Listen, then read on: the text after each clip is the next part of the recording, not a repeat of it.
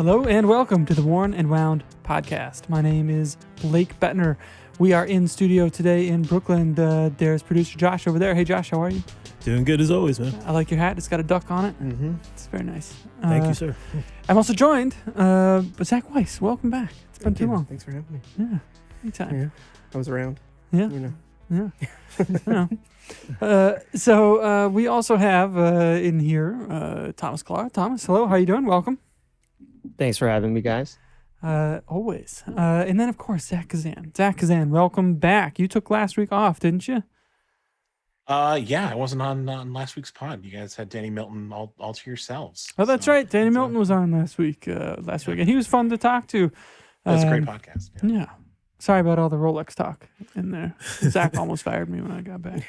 This cannot happen. The complaints we're getting, they're like, we don't come here for Rolex. It's Worn and Wound, guys. Josh almost kicked us out of the studio over here. Yeah, I was like, I'm tired of this. Could you not? It's like the comments on the the Watch Guy NYC. Yes. We got some feisty comments on that, and I will say you should do yourself a favor and actually listen to it because it's a good pod. Like it's and look, he's got a personality, right? Oh yeah, he's got a colorful personality. Savvy things. Yeah, he just doesn't know Seiko exists, but he's in his own NYC Watch Guy realm that he's operating in, and but, that's he's doing his thing over there. There's some truth bombs in that episode. Yeah, Zach, what are you wearing today? Zach Kazan, what do you got on your wrist over there? I'm wearing my Anordane Model 1 today. Nice. The limited edition that we did with them last year. Excellent. Cool. Love that watch. Thomas Clark, what are you wearing? Today I had the Sinn 104. So just getting ready for a little proper adventure this weekend. So Nice. thought that would be a perfect watch to have on today. Yeah, we've been in a Zin. We get somebody gives a shit when they Zin say zeitgeist. Zin. When it says Zin, we've been in that kind of a mood all day. I feel like we've been talking about that brand almost all afternoon. Yeah. Here they had a release this morning. That was I don't know if it was unexpected or surprising. It was a kind of a reissue or kind of an update refresh of the EZM 13, right. The EZM 13.1. We'll get to that, but nice choice, Thomas. Thank you. I'm wearing a Zin as well. I'm wearing a U50. Oh, right. Because I was in that kind of a mood after that release this morning, and that's like all I've been thinking about. So, so I put it back on the OEM rubber strap that it came on, which I almost never do, and I really don't wear it like this. But every now and then, it's nice to. It's a little more comfortable on the NATO strap. But so now that you have the Pelagos FXD, how do you feel about this one? So I still like this, and to me, they're kind of like their own distinct things. But even when I have that on my wrist, like I think about the both of them together. Like that, I think the first time that we had the FXD in the office, it's kind of like just naturally where your mind goes when you look at it. Like you can't help but compare them. The proportions of this though are just totally sublime. Yeah. Like if the Pelagos had this size and it's 40 in like depth to the bezel, or is it like I feel like the measurement is like 41 or 42, but it's not. Yeah. I don't know. It wears very svelte. Yeah. There's something about this watch. It wears just fabulously on the wrist, and of course, like the Tudor does as well. It's just a little bit like broader, more I don't know, something. But I don't know. More shoulder. More shoulder. It's got some. Yeah, its elbows are out. Yeah. Right. Yeah. It's a U50 with its elbows out at the table. Zach, what do you got on over there? I don't have on a Zin, but I almost did because I did recently acquire a Zin. First one in a long time, which has been very enjoyable. But I don't have it, so I shouldn't talk about it. I have a Grand Seiko SPG A375 on, which is one of my just go-tos at this point. Talk about shoulders out. Oh yeah. Right? This watch is all lugs. Yeah. Yeah. And it's got that 19 millimeter lug span. 19 millimeter lug span, really broad shoulders on the flat 44 GS kind of flanks. You know, I love this one. And this is the one that they recently just brought out the kind of luxe version of in Ever Brilliant steel. Is that what they call it? Am I getting that right? with the high beat movement. With the high beat movement in the 5-day. In it. Yeah. It's a sharp watch, and it's Yeah. got the. Oh, I thought it was like a tree kind of wood texture there, but I guess it's like a starry night type of texture kind of a thing. If you rotate it 45 degrees, it's wood. If you I think that right. That's kind of the difference. Like, Yeah. yeah, It's very close. It's very close. yeah. But it's gorgeous. It's gorgeous. Yeah, it's very pretty. Josh, what are you wearing over there?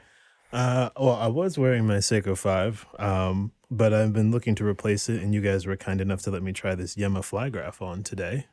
And What do you think of it? I think it's pretty cool. You know, out of the Yema models that you guys have, it wasn't the one that I was actually considering, but I'm looking for try to replace my Seiko 5. I decided I'm going to give it away in a few months to probably my older brother. Okay. I'm trying to have a new everyday sort of watch. It's either a field or a diver or something like that. Sure. And, I hadn't really considered this one, but I actually really like this in person. That's cool. I like the flat brushed bezel. Yeah. That's really the highlight that's really standing out to me more so than anything else. It's got a nice gray tone too. Yeah, it's a cool one. I like the hour and minute hands with the black and the white. It's pretty cool. I mean, it's very simple, but but I like it. It's not too piloty either. It's they could have called it a field watch, and you'd be like, oh, it's an elevated field watch. But the 24-hour track inside has a lot in common still. Yeah. But it's a nice one. That's a good one. So let's go back to Zinn that released Zinn. Sorry. I have to force myself to say Zinn, and only because you guys are. I feel there's peer pressure. I still say Zinn. For that one guy that complained, we're doing it for you. But did we get it? Yeah. Oh, okay, one guy. One guy. You win. Yep.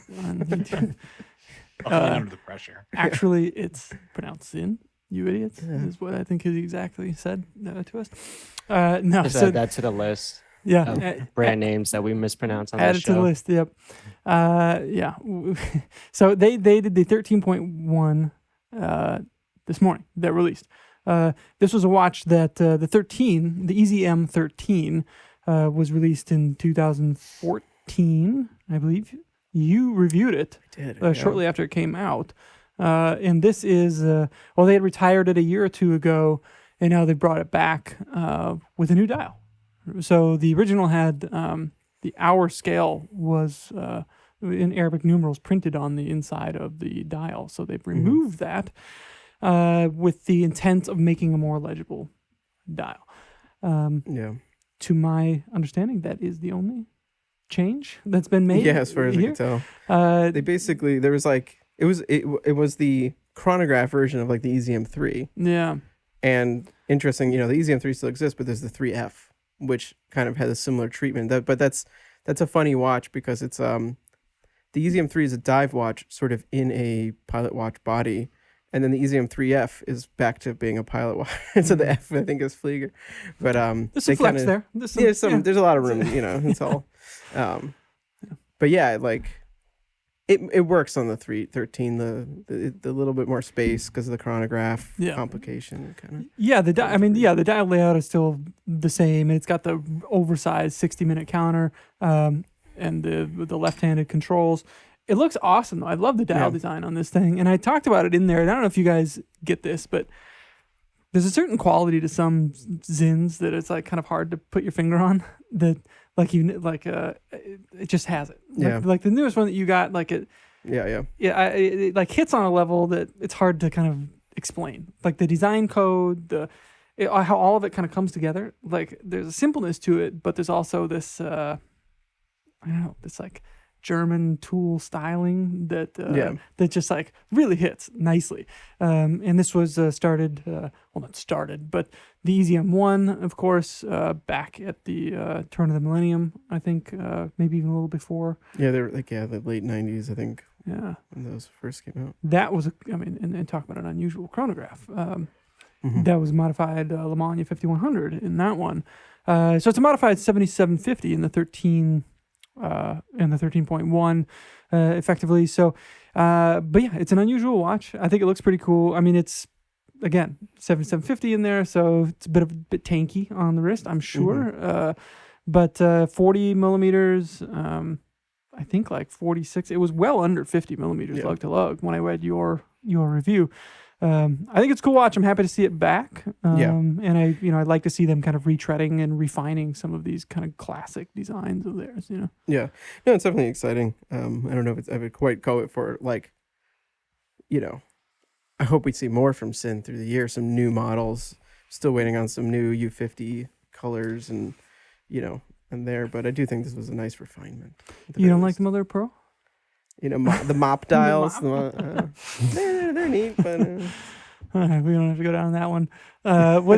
Thomas, Zach, did you guys see this 13.1 this morning? What did you think of it? Yeah, I definitely saw it. And I read your review of it, or the introducing post, and it's a 15.1 thick, right? So that's a thick boy. So you might have taken an exact measurement of 15.1. Probably. I think the Zinn website says 15.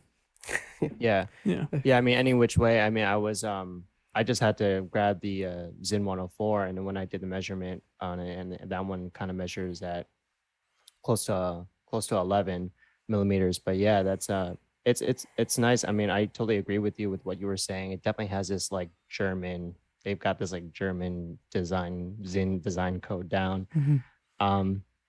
I like the LHD and the crowns on the left side. I thought that was pretty cool. But yeah, looked like a cool release from Zinn.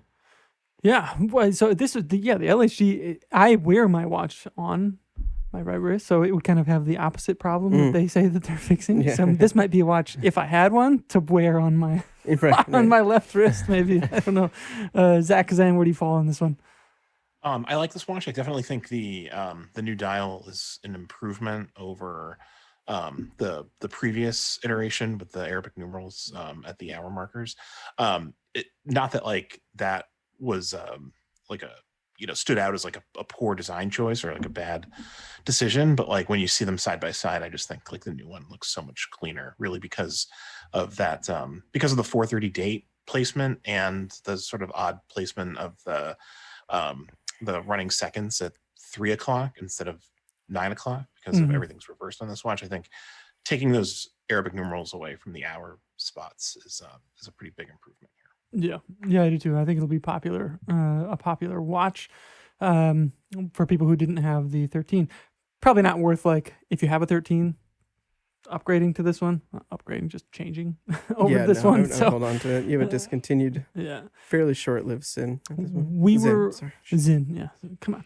We were Seiko. We were talking about the early EZM watches earlier today. The 1, the 2. The 3 and the 4. Yeah.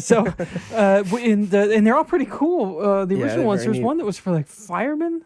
You were saying? Yeah, they were the original 4 were each made for like a distinct unit. Yeah. In the German forces, and I forget the exact ones, but like I think the 1 was like a combat unit. The 2 is a military dive unit. I don't remember what the 3 is, but the 4 was like a firefighter, and that was the Mania 5100 Destro in the 157 case with some really bright colors on it that have like yellow and orange in the first like 30 minutes. Yeah.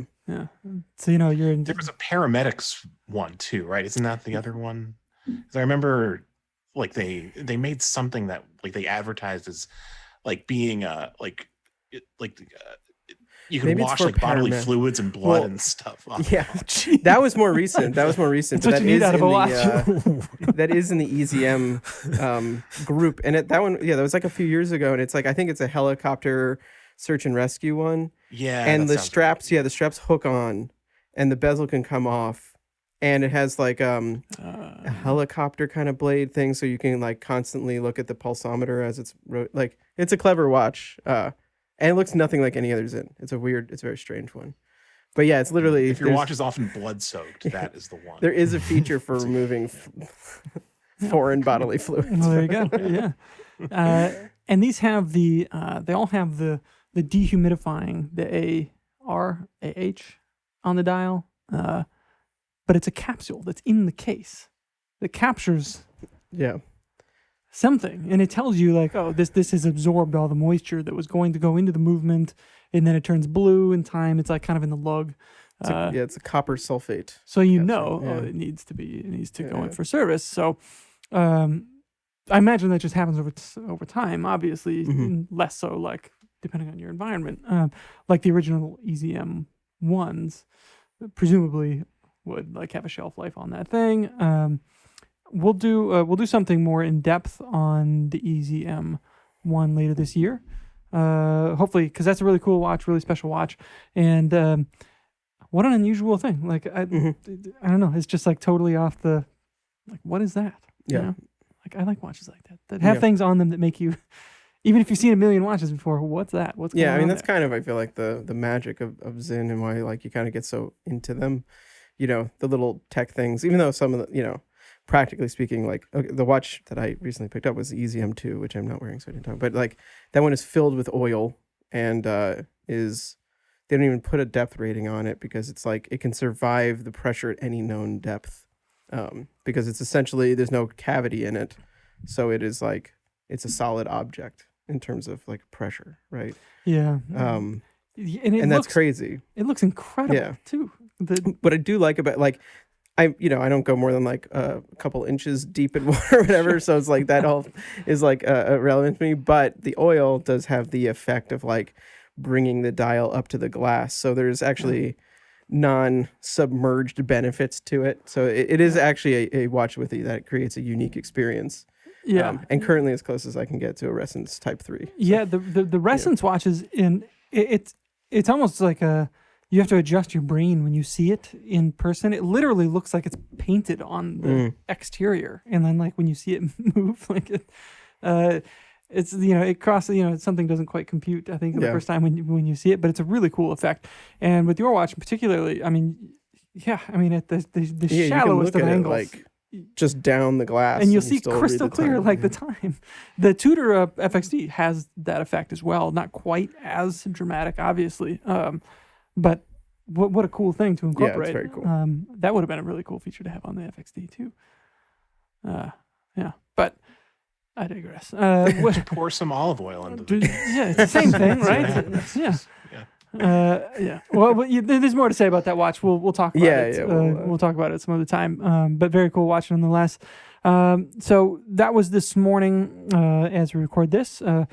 As this launches, we're 24 hours away from something pretty cool happening. Is there anything you want to say about that? No. Okay. Yes. Yeah. We've already teased it. So right. Tomorrow, as when you're listening to this on the 16th of February, we will be, so on the 17th, we are launching the Seiko 5X Worn and Wound 10th anniversary limited edition watch, which is a watch that I'm trying to think about what I shouldn't say. So it's a watch that has been in the works for a long time and is a celebratory of our 10th year of existence, which, for you to call the anniversary, we're calling the anniversary the whole year. So that started back in May and will end in May. So we're still within the brackets of the 10th anniversary year as far as I'm concerned. And it sort of celebrates some early days of Worn and Wound, and came out beautifully. Seiko 5 did a wonderful job of the execution, and very, very excited to share it with everyone because we think it's cool. It is cool. I'm excited too to see everyone's reaction. What would you? I was DMing with our friend Cole Pennington, and he asked thematically, "Can you give me any hints?" And I was like, "I don't even know." I mean, whatever is the day out. So thematically, I would say it relates to the early days of war. That's sort of like, cool.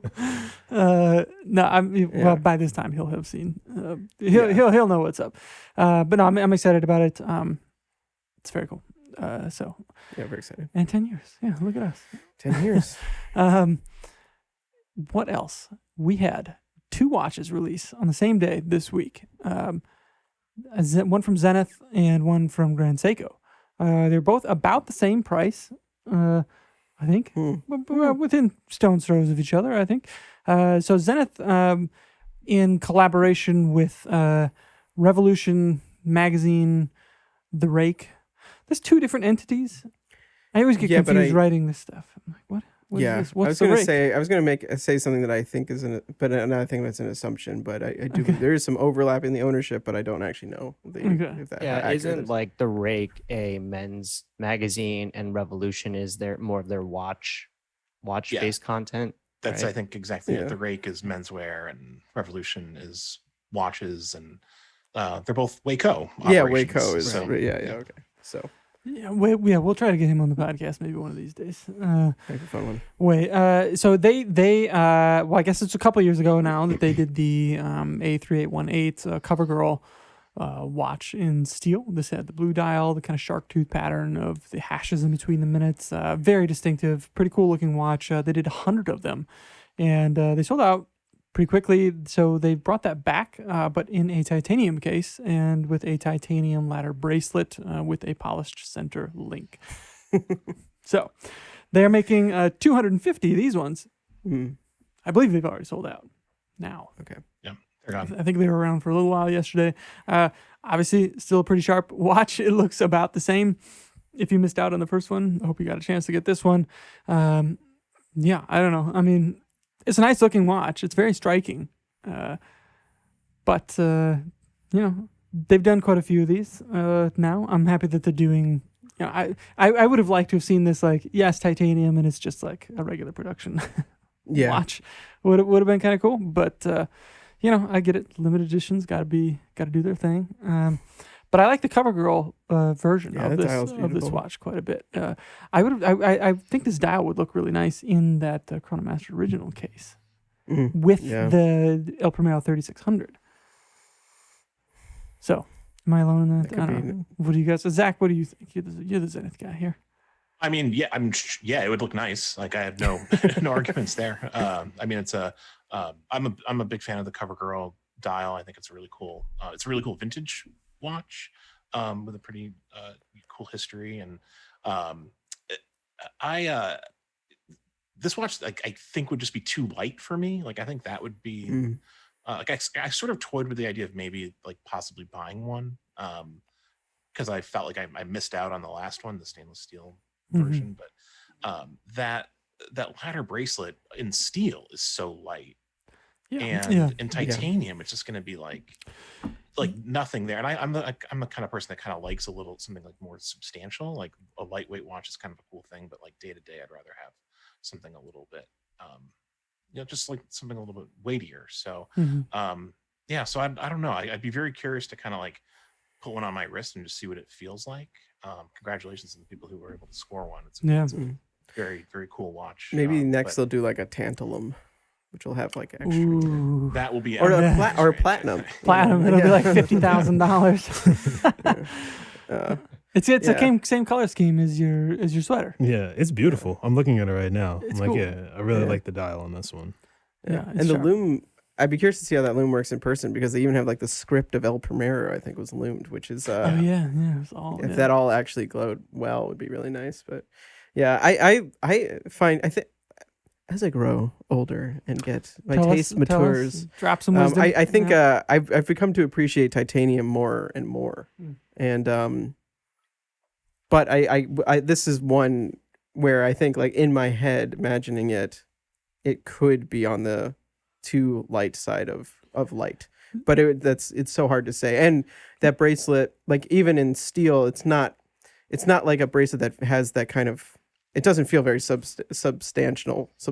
No. It's just, it's just the style of that kind of bracelet, but like it could feel almost plasticky or something. Like it could have like an unpleasant feeling. It's a little chintzy. Like it still feels like it feels like they're making it the same way that they did in the 1970s. Yeah. And that clasp. And would maybe they make that intent. little fold over clasp? It's like a pressed. Yeah. Yeah. Is that out of titanium too? Because I don't even know if you can make. It's titanium. gotta be. It's gotta. They would probably have to mill it. I'm curious. Yeah, I don't know. Yeah. It's the watch weighs 78, I think, grams. I don't know. I don't know what a gram. I have a hard time. I don't think that's not like too light. That's not super light. But it's a small watch to begin with. Yeah. So yeah, even in steel, it's bare. It's pretty much a featherweight. I think in steel the thing weighed like 110 or whatever it was. So I don't know what to equate that to. Yeah. How many pieces of paper that is? I don't know what the the With that USB Grand stick, Seiko, maybe. like the Shinbun I have. I don't know what that weighs. Like, Oh but yeah, it that's is. another. I was just gonna ask you. You've got that full titanium. Yeah, Grand I have Seiko, that and the Louis thing is like- Erard. It's very light, but it's not too light. I mean, you have like an automatic spring drive, like a nice chunky movement in there, so it's not like it's empty or too light. But one of the things I like, I mean, that watch, despite having a lot of wrist presence, like I'll forget it's on, basically, and even on the bracelet, the titanium bracelet, the one thing that's cool is like, I forget what it's called, but unlike steel, like titanium and ceramic, like warms to your body and will like acclimate to your body temperature or something like that. So like they become more neutral on your wrist as you wear them. Interesting. Which, I guess that takes yeah. the full like titanium bracelet to get the full effect of it. yeah.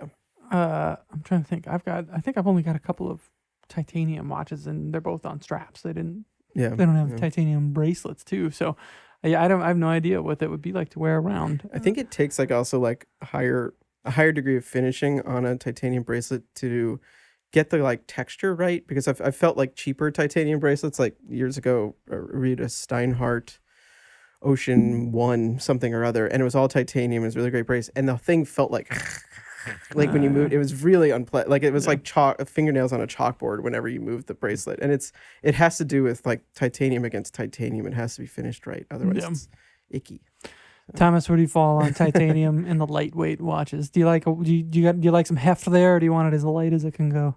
No, yeah, usually I like a little weight on my watches. I do have or I used to have a Zinn, a 36 millimeter Zinn, that was titanium and also came on a titanium bracelet as well. Cool. And yeah, and I would imagine that watch would wear very similar to how the Zenith Cover Girl would wear on wrist, and it really just does disappear, more so, probably more than I would want in a watch. And I agree with Zach. I do just like having that weight on my wrist. But yeah, just that watch in general. I mean, I'm partial to that Revival case. I love that case design. I'm sure it'll it'll sit well, and especially now that's in titanium. Like, yeah, I mean, it's a cool watch. So I'm digging that. That's a nice one from the folks over there. Yeah, from Revolution and Rake. And it's one of the things you like about that Reverso you have in gold, that like despite its size, maybe it weighs a little more than you'd expect. Yeah, definitely.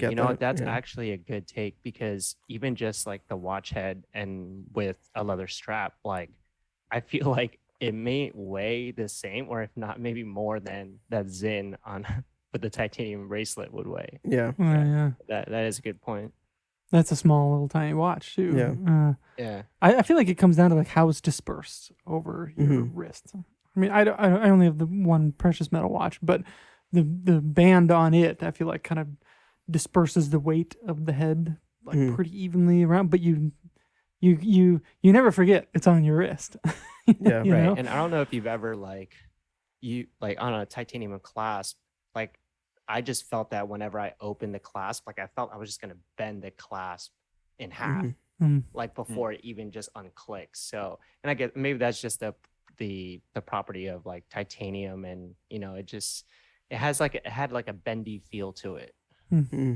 Interesting. Yeah, I guess it depends on the execution. Yeah. Right. Yeah, like how it's finished, how it's constructed, Yeah. the execution. It's really going to come down to. So, so moving over to Grand Seiko, we had non-titanium releases from them. Well, I guess one. It was the green birch.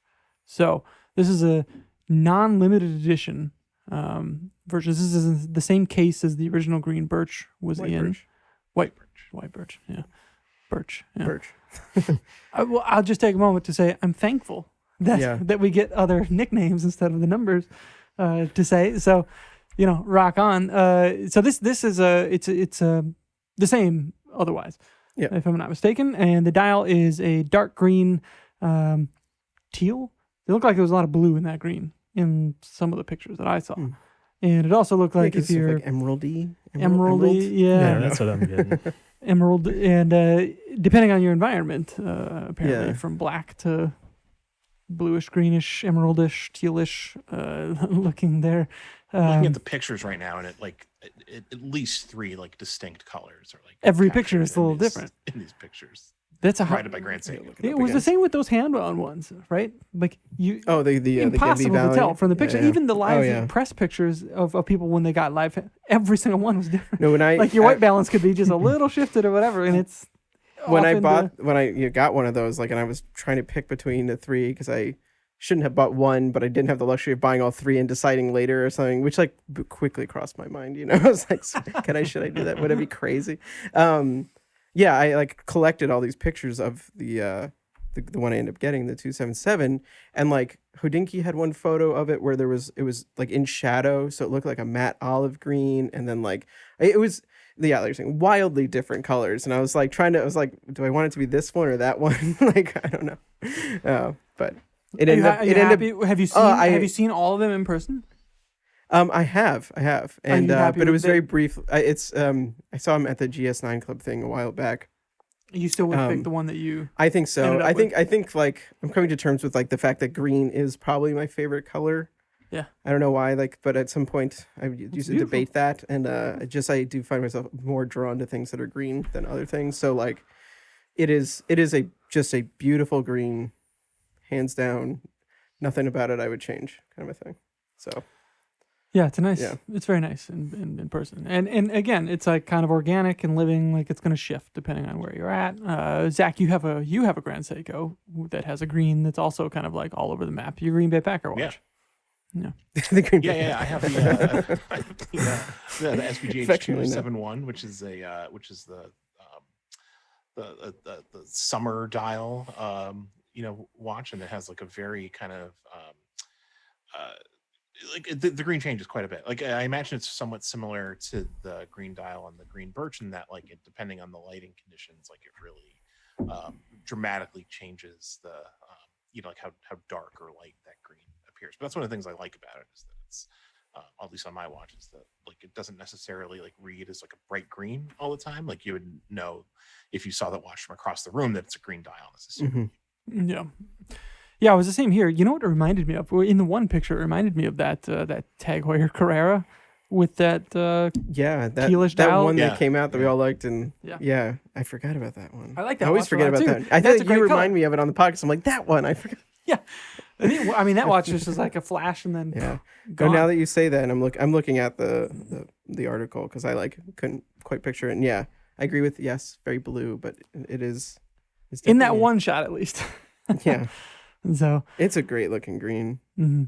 So the weird thing about this watch is, it's not a weird thing about the watch. It's just unlike some of the other releases. This one will ship in September. So if you got, on the bright side, like it's a regular production. So if you want one, eventually you should be able to get one, which is great.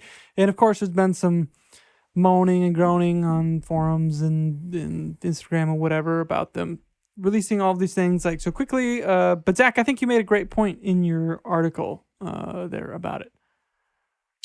Well, yeah, like I just kind of think like these watches are really nice. Like they're like Grand Seiko makes like a very like they make a high-end product, like really well finished, that people enjoy, and I think the more the better. Like I don't necessarily ascribe to this idea that like they need to protect the brand by releasing fewer watches so that they like retain value or whatever. I kind of like the idea that they keep giving their customers choices, and when they go into a boutique or an authorized dealer, there are a lot of watches to choose from, and you can try them on and pick the one you like and wear one out of the store, and you have a good experience. And I think that that's a nice thing. So I hear that rumbling kind of like whenever they release a limited edition or a new version of something with like a dial, pattern that we've seen before. But clearly their strategy at this point is just to kind of like continue to grow at a pretty rapid clip and get their watches on people's wrists. And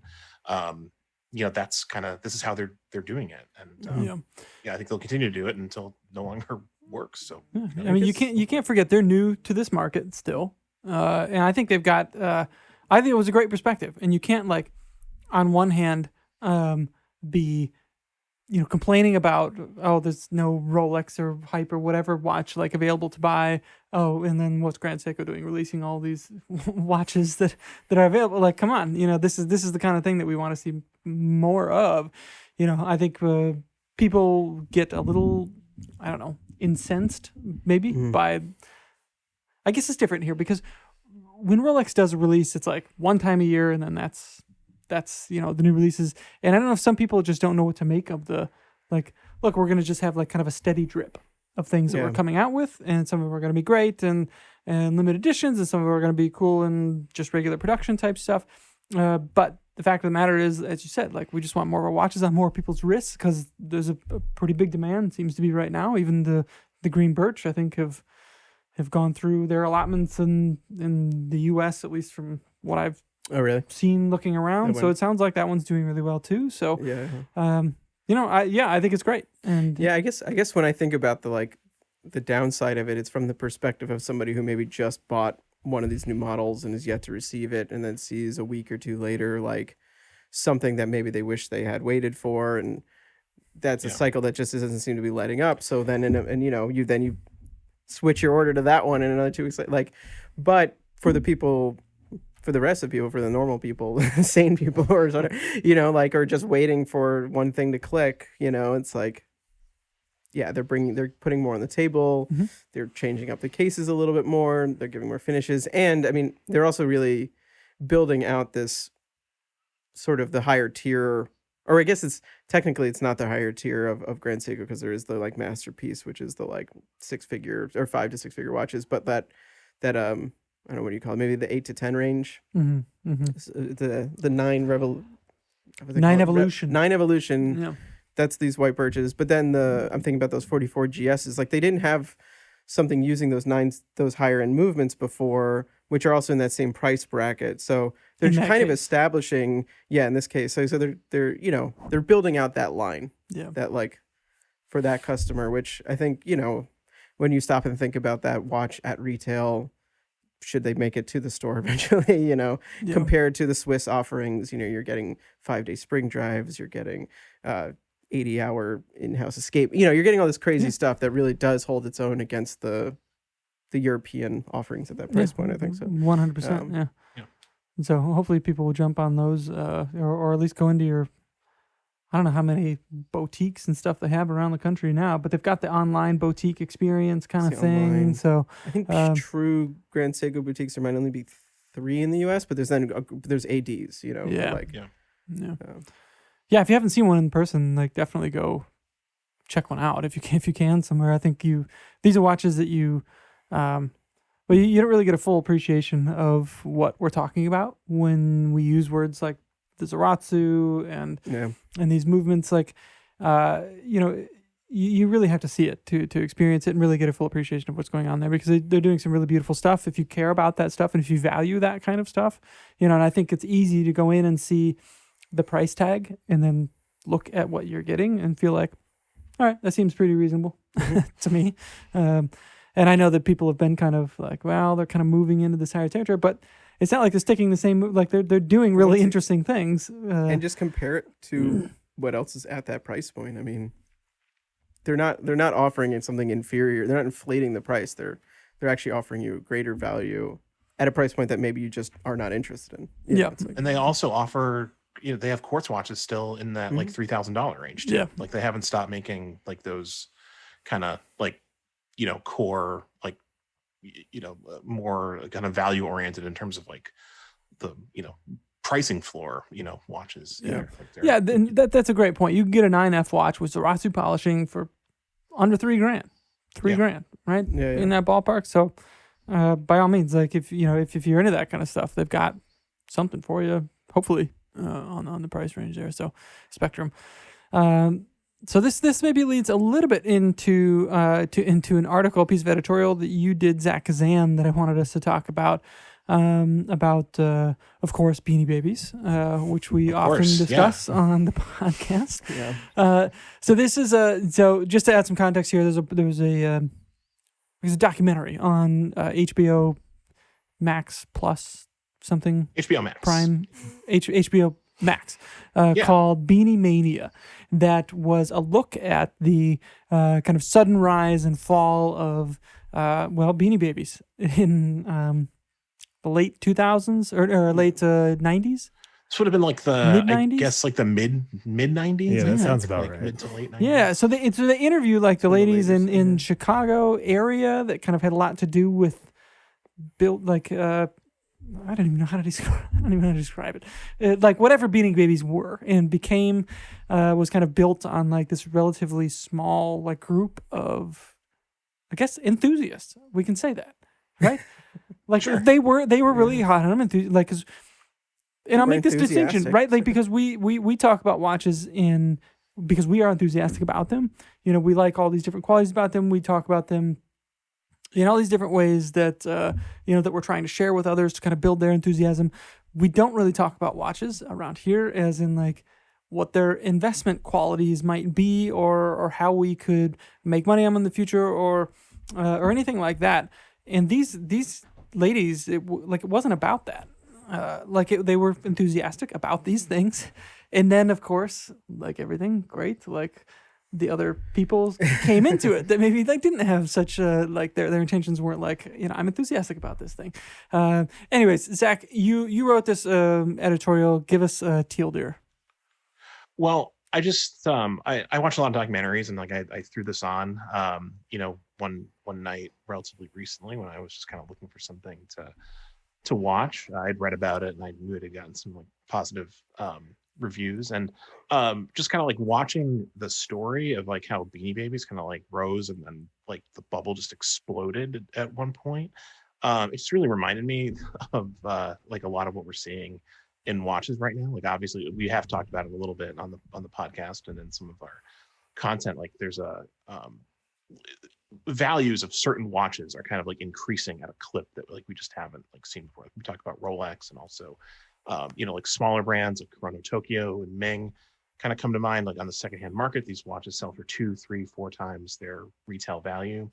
And watching this Beanie Baby documentary kind of charting like the history of that product from like a very niche sort of like localized to like the Chicago area collectible to what became like a national phenomenon, to the point where there were like Beanie Baby like Happy Meals at McDonald's, and like they were sold on the Home Shopping Network in giant lots, for thousands of dollars. Mm-hmm. There seemed to be a lot of similarities to me, just like in the fact that like there were personalities, like in the Beanie Baby scene, like these women who were interviewed, like all kind of like to varying degrees became sort of like gurus to like the Beanie Baby public, like giving advice on Beanie Babies to purchase, and like providing Beanie Baby news, and also this idea of pretty much exactly the same as us. It honestly kind of like it is sort of like us, and like all the other kind of like watch influencers on YouTube. Like I see a lot of parallels there, and the thing that like really kind of like to me is the largest parallel is this idea that like outside money eventually came into Beanie Babies, and like it really became a speculative asset at that point, and that's what kind of like peaked the market and also like exploded it right after. And I feel like there is a danger of that in watches if we kind of like continue down this road. Not that we really have a choice, it just kind of seems like we're kind of on a path, and we're going to keep going down that path. But it wouldn't surprise me if like certain areas of like the watch market like popped in the same way that the Beanie Baby bubble popped like towards the end. Yeah, I think in the watch world, it just is happening in a more kind of protracted sense. I think the Beanie Babies was just kind of like this accelerator, in that it all happened in the span of, I don't know, less than 10 years. Less than 5. It wasn't a long time. I mean, it was just like kind of whoop, whoop, and then it was gone. And watches, I think, have obviously been around for a lot longer, have some utility and all that kind of stuff. But it's impossible to watch this and not see some of the similarities of what's going on in like some areas. Not that I think watches will be like irrelevant when everything pops, because I don't think that would be the case. But there are certain parts of it about the people that kind of started to come into it and kind of flood the area in what would have otherwise been just kind of like a small, cute thing that some people were into like here and there, and it probably would still be. I don't know if are they still around? I feel like we talked about this when it came. I think you can still. They're not. They're not. No, I believe the founder of the company, Ty, and this is discussed in the documentary, but he was he eventually, I think he went to jail or like had to pay like a very large fine. Like he was not, he did some things that were Beanie Baby questionable. trading? So, I don't think he was on the up and up with the IRS. Is what it came down to. Yeah. But did you guys watch it? I haven't watched it, and I do want to. I think I'll try to watch it maybe this weekend. But out of curiosity, so like when the bubble burst, what did that look like exactly? Like eBay. So in the documentary, there are collectors who are interviewed who are kind of like left holding the bag. Like there's one in particular who is kind of like a like one of like the 3 or 4 kind of like stars of the documentary, who's like, it's a long interview with her kind of charting like her course through Beanie Baby history. And like she bought a lot of Beanie Babies, like at very varying points like throughout the market. She spent a lot of money, and she did not get out at the right time, and she was in just like terrible debt and was left with all these worthless Beanie Babies when the market crashed. So she's kind of like the example of like how you can be ruined if you just like go crazy in a market like this while it's going up. But so the market crashing though, that like the way that like as somebody would have perceived that is suddenly like all the eBay listings or whatever it was, like they went from selling to stop selling, and that's the part that I always kind of find hard to wrap my mind around, like because like the value of something is only its value. Let's say the value of these Rolexes that are selling for 3 times for it's so long as somebody pays for it, right? Yeah. So is that basically what happens? Just at a certain point, like eventually inventory you just the buyers leave. It got too high of a point, and then everyone's like, we're not buying anymore. Yeah, I think eventually it got to a point where people could no longer make money on the secondhand market. With Beanie Babies. So which is definitely something like that could happen. Like there are watches like where that could like very easily happen. People lose interest or whatever, and like at some point like you might not be able to get like twice retail for like a new Ming or something. You might only be able to get like 1.5 times retail. So you better like the watch you ended up with.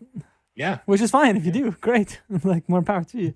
But it's there was one thing that I wanted to comment on, the kind of like, I'm not going to say manipulation. I guess I just did. Sorry. But the guy, remember, just out of the blue, he was like, we're just not going to make, we're just like shutting down, or we're just like there's not going to be Beanie Babies anymore. Sorry.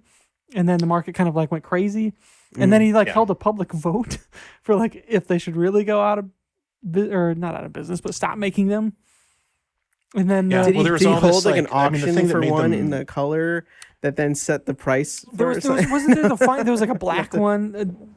There were all sorts of different like ones that like really popped and that were collectible. But the thing that made them like actually collectible was that they would like stop producing them at a certain point, and they would like they would retire the Beanie Babies, and that would like create the frenzy to like find them in the store, pick them up on the secondhand market. Exactly, Thomas. Yeah. Like, hey, we're exactly. Well, that was the joke I was trying to make. Like, take one and like, manipulate the value. Like we're retiring this model, and but maybe some like final special editions type stuff. And that's exactly what happened. And then when he did it with the whole thing, I mean, you can imagine if Rolex was like, all right, next year we're just gonna stop making watches altogether. Like, what would happen to the marketplace?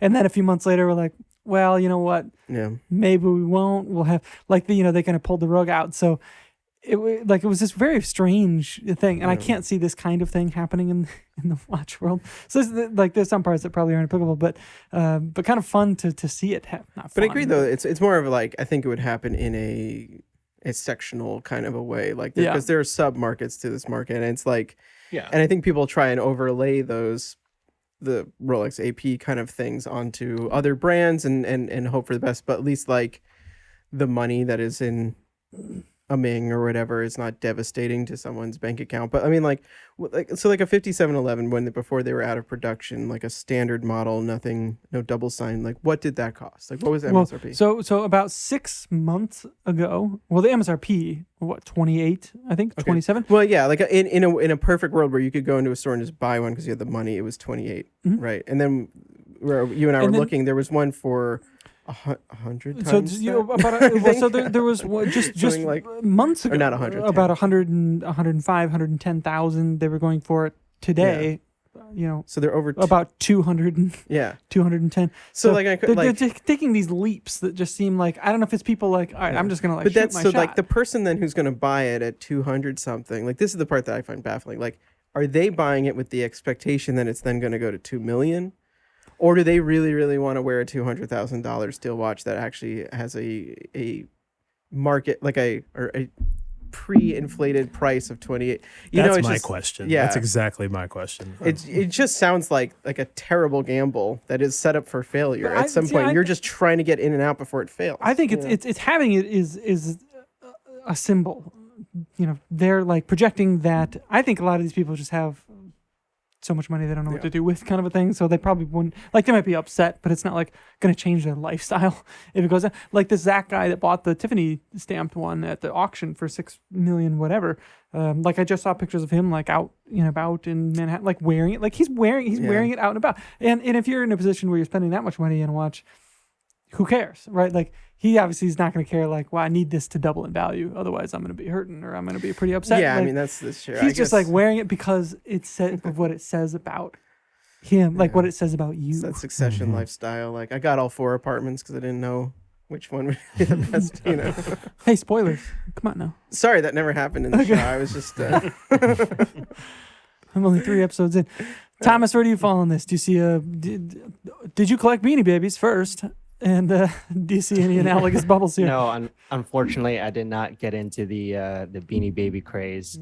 But no, yeah, I thought that it was just such a refreshing read on your part, Zach. So thanks for writing that. And yeah, just kind of it was just a cool way to kind of see the parallels and the connections that he made with kind of the second market and how it's kind of looking right now. And I guess my thought was just the types of, I don't know if characters is the right word, but just the types of people are being introduced into the world of watches. And are people, what are the reasons why people are buying these watches? And I don't know if there's like the right reason, but like, I don't know if buying watches just for the sake of like as an investment is the right reason.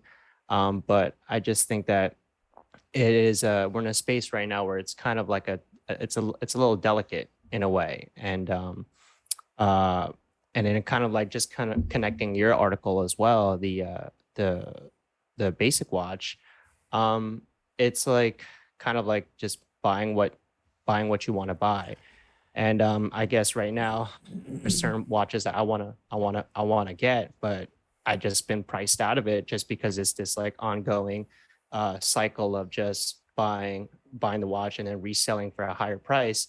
But it's like I'm in this like limbo now where I want to buy a watch. I want to get the watch not because I want to flex, because I appreciate the story. I appreciate the classic design of the watch, but I can't really, it's kind of really out of my price range because I've just been priced out of it because of this type of thing that's going on right now. Yeah, that's the shitty part about this. Look, there's 2 things that upset me the most, and it's like that's one of them. I think there are a lot of legitimate people that like these things for their own reasons, and that's fine. And that's kind of like the point I was trying to make in my basic article. If you like the stuff, that's fine. Like you make sure it's for your own reasons that are being, obviously, I think we could all maybe say this in some sense, like there are watches that we like that we've like just been priced out of because of this stuff. And then 2, maybe less sad. I don't feel bad for these people, but I've seen numerous people being like, I feel uncomfortable to wear my watch that I got because I love it and because I've had it for a long time and I got it for retail and I don't think about investment or all that kind of stuff. But now I feel like it's not me like anymore. I can't wear it. They don't feel comfortable wearing their watch because it's skyrocketed up to whatever and people are stealing watches and it says something about them that they don't feel like I'm not that person. Like I don't identify with that. I don't want people to think I'm one of those people. I can totally get that. And I guess whatever, feeling bad for a minute. But like I don't feel bad for them. But at the same time I kind of like if you did sit on a wait list for I saw a post, I think it was on Reddit, and I don't want to call anyone, but like there was a post for a Rolex perpetual date 36. And like they're what are those at retail, like under $7,000, 6 to 7, and it's worth over 20. And like there is a like a psychological difference, a massive one between a 5-figure watch and a mid 4. Like it, and like I would just I don't know. I totally get that. Like from There's a comfort level. So and it's out. It's like it happened to you. Yeah. You wanted this one thing and you got another thing.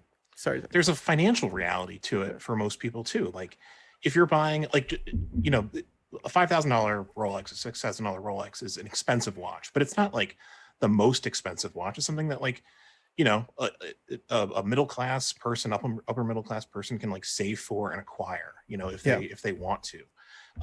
And for someone in that position, an average person, you get a $5,000, $6,000 watch and then tell them, actually, you can sell this and make like $20,000 or $25,000. Like that's real money. Like, you have to put yourself in the position of someone who like, I'm not a person who like, $20,000 would be like an insignificant amount of money. Like if you gave me a $5,000 watch and said like, you can keep this $5,000 watch or turn it into $20,000, like that's a down payment on a house or close to it, in my area of the country. So like, that's significant. And that's a real thing that I think some people who were maybe allocated these watches like are thinking about. And it's not a easy thing to deal with. And I would think from a brand perspective, like that's something that brands need to be careful of because like and I think Messina made this point when we had him on a while ago about like what, these watches used to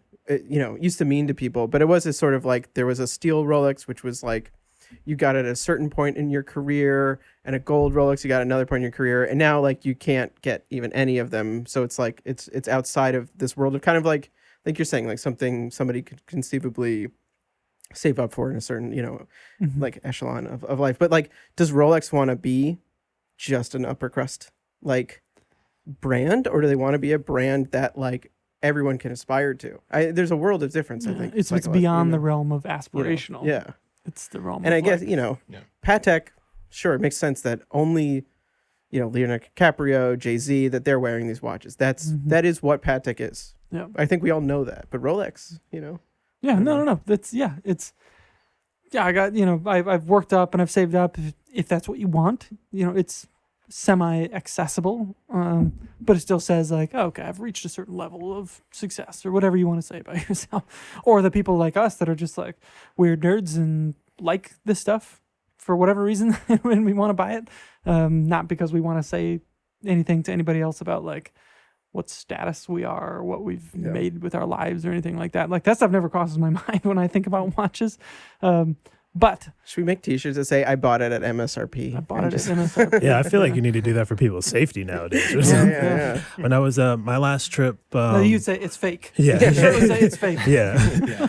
My last trip overseas, or when I was in Europe, can't remember whether I was in London or Paris, but I think there was a guy from the UK who was I believe he was either Uber driver or a taxi driver or something like that. I think he's also another person that mistook my Q for a Rolex, which was funny.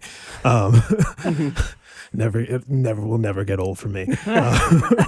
But what's it called? But he was saying like I think he had an OP on, and he was like, yeah, I don't ever. He's just like, yeah, I've had this for 10 or 15 years or something like that. I think he said like he bought it. Yeah, I think he bought it like 10 or 15 years ago, and he's just like, yeah, and I've been wearing it like pretty much been wearing it every day, and he's like, and I've been in rides now where like I've had a few like really dangerous situations happen, and he's just like nothing has changed with me, but he's just like I had no idea that the price of the watch that I just had, what it was doing. Yeah, what it was doing, and and to Zach's point. He's in there. He's like, yeah, I've wanted to sell it. He's like, I've thought about selling it now that I see how much it's worth now, and it's kind of crazy. Yeah. But he's like, but this is my daily. He's like, I have an attachment to this watch beyond the money, and he's like, I just want to be able to wear this without having anybody, without this being a potential hazard for me. That sucks. That sucks, Steve. I mean, I don't know what do you do, but Yeah, I don't know. Go read Zach's article if you haven't. It's interesting. And drop a comment there. And if you have any Beanie Babies, please don't reach out to us. Yes, we we've gotten enough emails already. We my gosh. We have nothing to do with Yeah, the Beanie Baby market. Thank you. We're not the right people to ask about that stuff. Have you tried eBay? That's my. If you watch the documentary, there is a couple of the gals are still just into it because they were in it for the right reasons from the get-go, and they're still into them now after the fact. Authenticating Beanie Babies, which is great. And the one gal still authenticates. That's fascinating. Yeah. So watch the documentary. Reach out to her. She's authenticated 1 million of them or whatever. So she's got your back there. All right. Boy, what a week. And then I don't think we're going to slow down either. So no. We have, we've got a couple of potentially fun guests here lined up coming up soon. So keep an eye out for that. If you have any thoughts on bubbles or Beanie Babies or Grand Seikos, Zins, our pronunciation of anything that we've said on the podcast, let us know. And until next time, thanks for listening. Take care.